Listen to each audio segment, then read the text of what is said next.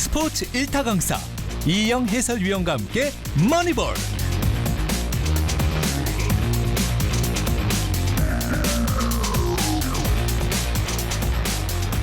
네, 이번에 스포츠를 보는 눈을 확 키워드리겠습니다. 이희영의 머니볼 스포티비 이희영 해설위원과 함께하겠습니다. 안녕하십니까? 안녕하십니까? 네, 언제나 그렇듯이 저희는 우리 지역 프로팀 순위부터 확인하고 넘어가겠습니다. 오늘은 K리그2 순위표를 보여드리고 있는데요. K리그2 13개 팀인데 현재 경남FC가 12번째 자리하고 있습니다. 네, 지난주에 이 지역 스포츠 팀들이 참 고난의 한 주를 그렇죠. 보냈는데 가혹한 5월이었습니다. 네, 경남FC도 6월 1일에 16라운드 서울 이랜드와의 경기에서 1대2로 패하면서 최근 6경기 중에 5경기에 패하는 모습이에요. 예. 시즌 지금 24실점을 하고 있는데 이게 리그 최다 실점입니다. 네, 이런 걸 배경으로 했고 박동혁 감독이 아무래도 수비를 좀 중점을 두면서 역습을 노리는 스타일의 감독인데 네. 실점이 많다라는 거는 아직까지 팀에 대한 그런 적응이 잘 이루어지지 않았다라고 볼 수 있을 것 같고요. 이제 국가대표 경기가 있기 때문에 네. 휴식일 2주가 있고 이제 15일에 수원 삼성과의 경기가 있거든요. 그때까지 팀을 잘 추스렸으면 하는 바람입니다. 네, 연이어서 승점 쌓기에 실패했던 경남FC 순위 짚어드렸고요. 이어서 KBO 리그 확인해 보겠습니다. NC 다이노스가 계속해서 밀리고 있는데 지난 주말에 8연패를 끊기는 끊었지 않았습니까? 그렇습니다. 롯데와의 사직에서의 3연전 중 2차전에서 4대2로 승리를 거두면서 8연패를 끊긴 했는데 마지막 경기에서 또 패하면서 결국에는 5할 승률이 무너지고 말았습니다. 현재 선두에 자리하고 있는 기아 타이거즈와는 총 7경기 차를 보이고 있는데 한때는 5월 초반만 하더라도 한 경기 차까지 접근했었는데 현재 7경기 차 간격을 보이고 있고 5할 승률도 무너졌습니다. 자, 엎치락 뒤치락 KBO 리그 순위가 5월부터 본격적으로 요동치기 시작했는데 5월 참 앞서 말씀드린 대로 NC 다이노스는 더욱더 가혹한 달이었고 리그 8연패를 말씀대로 롯데 원정 2차전에서 끊으면서 6월의 첫날은 경남FC와 다르게 웃었단 말이에요. 그런데 8연패를 당한 1차전처럼 또 두 자릿수 실점하면서 어제 경기는 패했습니다. 네, 지난주 창원에서 기아와의 3연전이 있었는데 3전 전패했거든요. 그렇죠. 그 기간 동안에 13득점 28실점을 했습니다. 예. 두 번의 10실점 이상 경기가 있었고요. 롯데와의 사직 3연전에서도 1승 2패했는데 13득점 28실점 야. 똑같은 결과였고 똑같이 두 경기에 10실점 이상 경기가 있었어요. 예. 네, 8연패 기간 동안도 그렇고 지난주 확실히 투수진이 무너지는 모습이었는데 지난주 6경기에서 팀 평균 자책점이 9.17 특히나 선발진의 평균 자책점이 13.02였습니다. 예. 지난주 신민혁 선수, 하트, 김시윤, 신영우 그리고 카스타노가 선발 등판을 했었는데 퀄리티 스타트를 기록한 선수가 한 명도 없었어요. 아, 6이닝 3실점 이하가 없었군요. 그렇습니다. 6이닝 이상 던지고 또 3실점 이하 투구하는 게 선발 투수의 덕목인데 그런 존재가 없었다.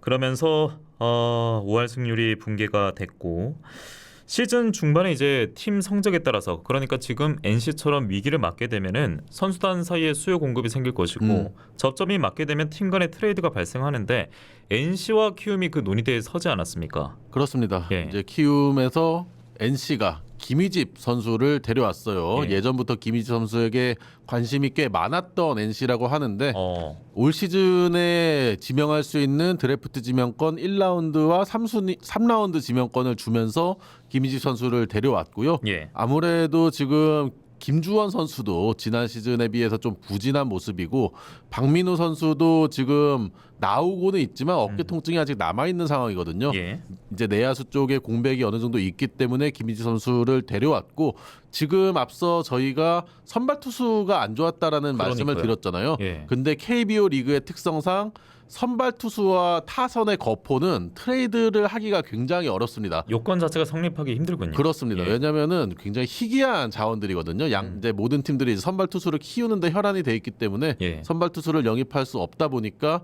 이제 다른 쪽에서 좀 영입을 하는 모습이었어요. 키움에게 이제 김희집 선수를 받아왔습니다. 그러면 NC가 또 준 게 있을 거 아닙니까? 네, 이제 드래프트 지명권 2장을 줬는데 아무래도 키움은 항상 현재의 성적도 중요하지만 미래를 더 노리는 팀이거든요. 예. 그렇기 때문에 NC가 지금 포스트 시즌 경쟁을 초반부터 하고 있는 상황이다 보니까 즉시 전력감으로 김희지 선수를 데려오고 이제 향후에 신인 선수를 지명할 수 있는 지명권 1라운드와 3라운드 지명권을 내주면서 데려왔어요. 예. 키움 입장에서 본다면 그 투타 국책한 선수가 안우진 선수가 입대를 했었고 그리고 이정우 선수는 뭐 부상으로 또 시즌 아웃됐습니다만 미국으로 떠나면서 그렇죠. 아무래도 윈나우보다는 좀 미래를 바라보는 예, 선택을 이번 트레이드를 통해서 한 것 같습니다. 요즘 그 박병호 선수가 삼성 가고 나서 펄펄 날더라고요. 아, 그렇습니다. 홈런도 연일 때려내고 있고 뭐 결승타까지 치는 모습이었는데 김희지 선수가 NC에서 4경기 뛰었는데 홈런 하나 기록을 하면서 나름 적응을 잘 하는 모습이거든요. 아직까지는 좀 더 시간이 필요해 보이긴 하지만 조금 더 시간이 지나면 내야의 중추 역할을 해줄 수 있지 않을까라는 생각이 듭니다. 네, 김희집 선수도 새 유니폼 효과가 조금 더 뚜렷하게 나오길 바라고요. 자, 이번에 하나 이글스 얘기를 좀 해볼 텐데 NC 다이노스 얘기 더 안 하고 웬 하나 하실 텐데 들어보시기 바랍니다. 최원호 감독이 자진 사퇴를 했고 어제 새 사령탑이 발표가 됐는데 NC 다이노스 팬분들도 잘 아는 감독이 선임이 되지 않았습니까? 그렇습니다. NC의 창단 감독이죠. 그렇죠. 김경문 감독이 하나의 새 사령탑으로 부임을 했어요. 3년에 20억 원 꽤 큰 계약을 맺었고요. 2008년에 베이징 올림픽 9전 전승 금메달로 국민 감독으로 올라온 김경문 감독이었는데 사실은 KBO 리그에서는 한국 시리즈 우승을 한 번도 하지 못했고 그렇더라고요. 이제 NC에서도 6번의 시즌 중에 4번의 포스트 시즌 진출이 있었지만 한국 시리즈에 올라가지는 못했었거든요. 그러면서 이제 한화에서도 이제 하나 팬들이 김경문 감독 선임에 대해서 근조화안도 보내고 트럭 시위를 할 정도로 좀 불만이 많았던 팬들이 있었는데 왜 그럴까요? 그 이유가 2018년 NC에서 떠난 이후에 KBO 리그에서 현장에 있질 않았거든요. 이게 6년 만에 돌아왔다고 하더라고요. 그렇습니다. 그리고 2020년에 도쿄올림픽에서 노메달 부진도 있었고 부산과 NC 시절의 성적을 보면은 불펜을 굉장히 혹사하는 감독으로 좀 악명이 높았던 김경문 감독이거든요.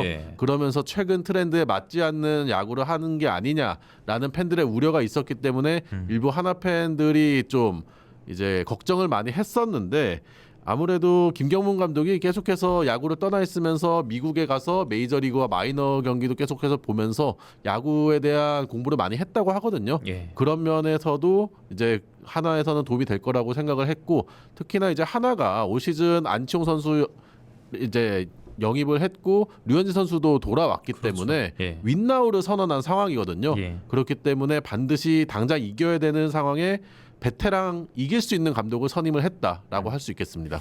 시즌 초 7연승까지는 이제 그 윈나우 공식이 맞아 들어가는 모습이었는데 그 이후에 또 한 번 감독이 중도 퇴진하게 됐었고 사실 쿠어스필드가 투수들의 무덤이면 이 대전 같은 경우에는 좀 감독들의 무덤이 20년대, 10년대 그렇죠. 이후로는 좀 이어지고 있는 것 같습니다. 최근에 4명의 감독이 연속으로 계약 중간에 경질이 되거나 사퇴를 하는 모습이었는데 김경문 감독은 3년 계약 꼭 채우면서 하나에게 좋은 성적을 안겨줬으면 하는 바람입니다. 그 첫 번째 이제 시험대가 하나 감독으로서 시험대가 주중 그러니까 내일부터 시작되는 수원에서 KT 위즈와의 원정 3연전이고 그 다음에 이제 홈 시리즈 하나 감독으로서 그렇습니다. 처음으로 마주하는 그 상대팀이 바로 NC 다이노스입니다.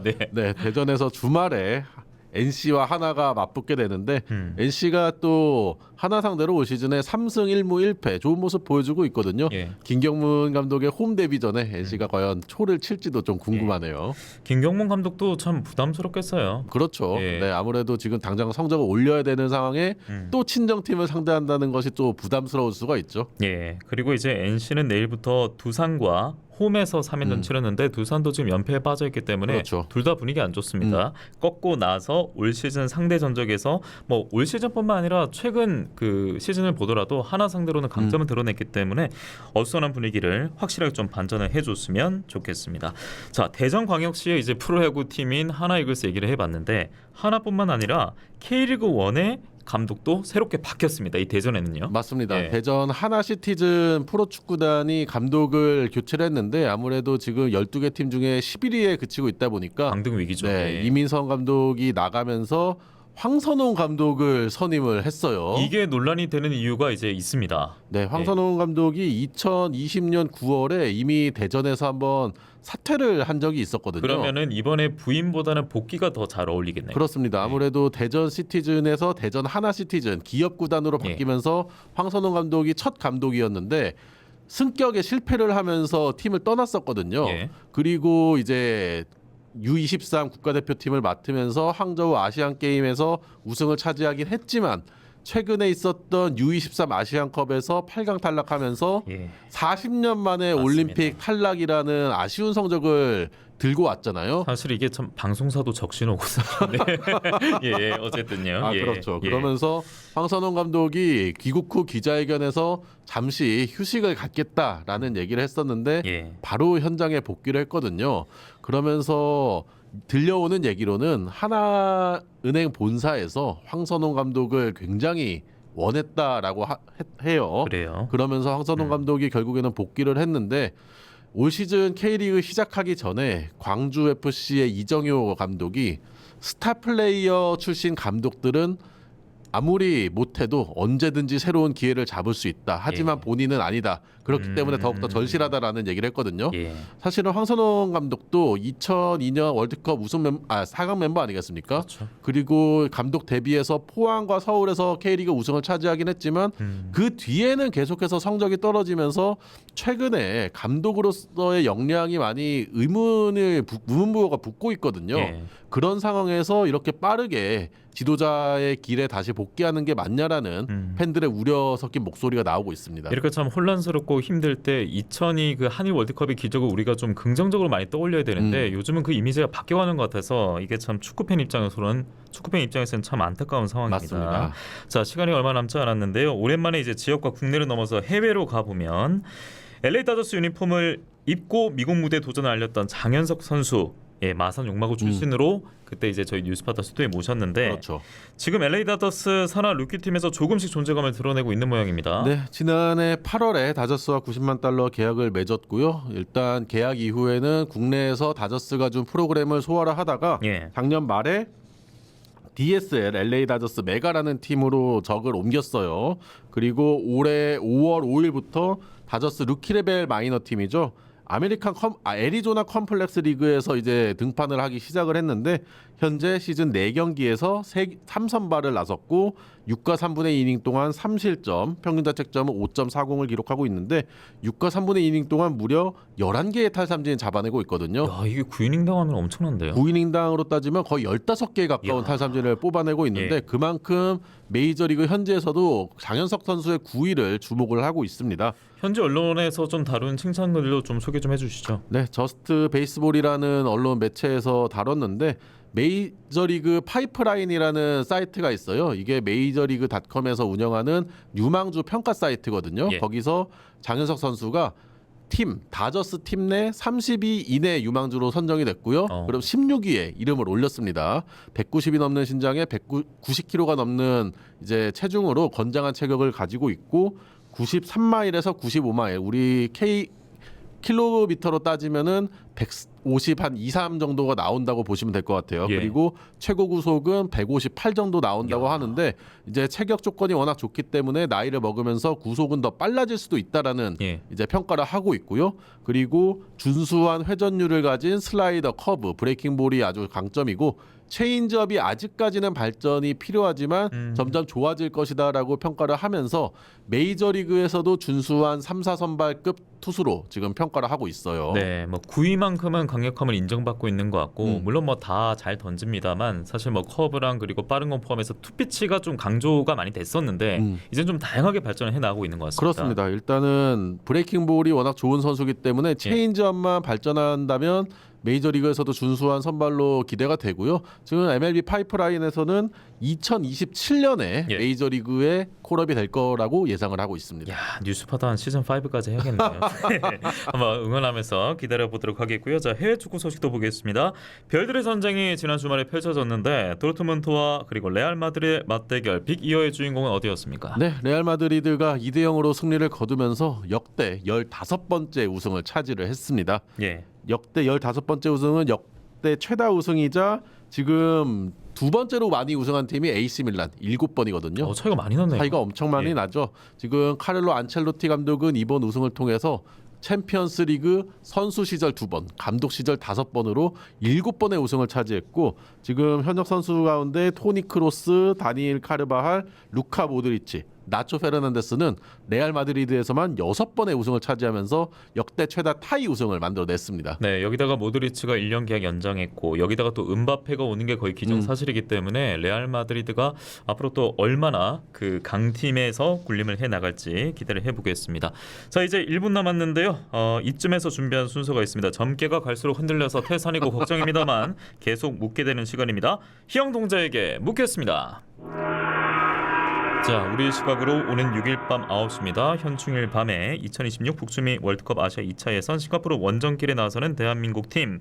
현재 C조 3승 1무를 기록하고 있는데요. 5차전 싱가포르 원정 경기에서 비기기만 해도 3차 예선 진출은 확정짓습니다. 이번에 좀 공격진의 그 명단에 포함된 선수들 새로운 얼굴도 보이는데 조규성, 오형규 등은 제외가 되고 주민규 이번에 포함됐고요. 오세훈이 새롭게 이름을 올렸습니다.